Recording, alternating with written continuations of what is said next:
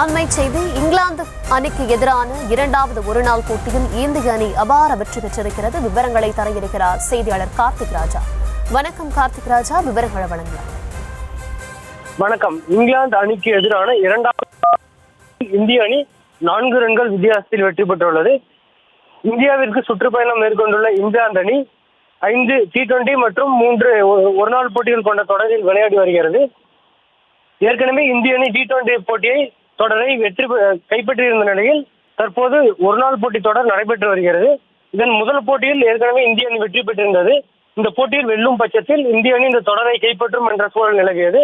அந்த அடிப்படையில் இந்த போட்டியில் வெற்றி பெற்றதன் மூலமாக இந்திய அணி இந்த தொடரை கைப்பற்றியிருக்கிறது.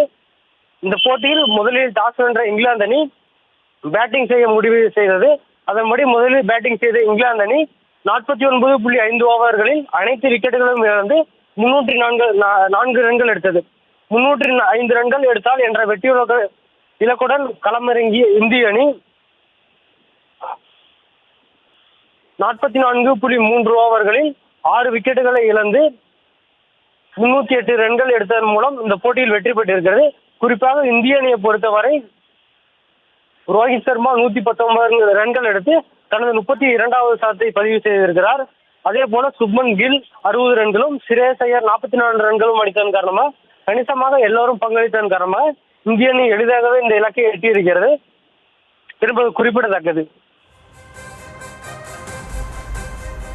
விவரங்களுக்கு நன்றி கார்த்திக் ராஜா.